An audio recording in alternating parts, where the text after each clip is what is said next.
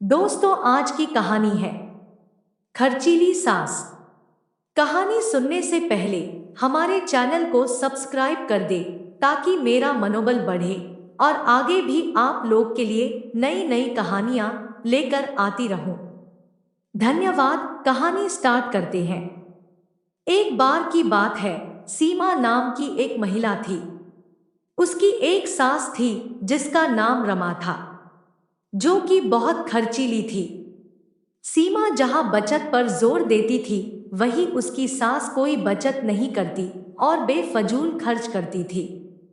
एक बार सीमा ने अपनी सास को कुछ पैसे रखने के लिए दिए, जिसको वह अगले दिन बैंक में जमा करवाने वाली थी। उसकी सास उन पैसों से बाजार से अपने लिए कपड़े लेकर आ गई।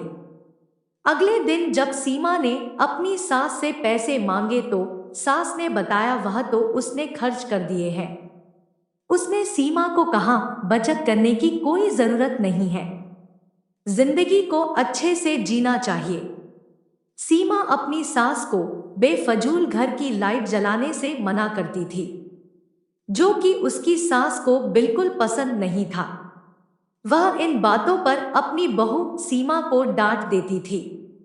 इसके बाद सीमा ने भी निर्णय कर लिया कि वह अपनी सास को रोकेगी नहीं। सीमा ने इसके बाद अपनी सास के कमरे का बल्ब लाकर बदल दिया। सास के पूछने पर सीमा ने कहा कि अब वह जितना चाहे उतनी लाइट जला सकती है। एक दिन सीमा की सास को पकोड़े खाने की इच्छा हुई। उसने सीमा को पैसे देकर कहा कि जाकर राजू हलवाई की दुकान से पकोड़े ले आए। कुछ देर में सीमा अपनी सास को पकोड़े लाकर देती है, जो उसको बहुत पसंद आते हैं। इसी तरह दिन बीते जा रहे थे और सीमा ने अपनी सास को फिजूल खर्ची पर टोकना बंद कर दिया था। एक दिन सीमा की सास बीमार हो गई।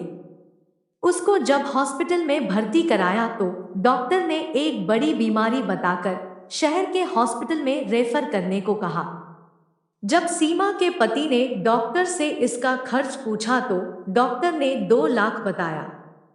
यह सुनकर सीमा का पति और उसकी सास बहुत दुखी हो गए कि इतने पैसे हम कहां से लाएंगे।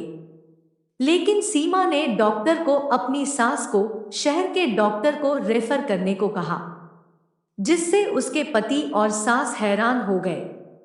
सीमा ने बताया कि यह पैसे उसने घर खर्च में से बचत करके जोड़े हैं। इसके बाद कुछ दिनों बाद सीमा की सास शहर में से अपना इलाज करा कर आ गई। अब वह पूरी तरह से स्वस्थ थी।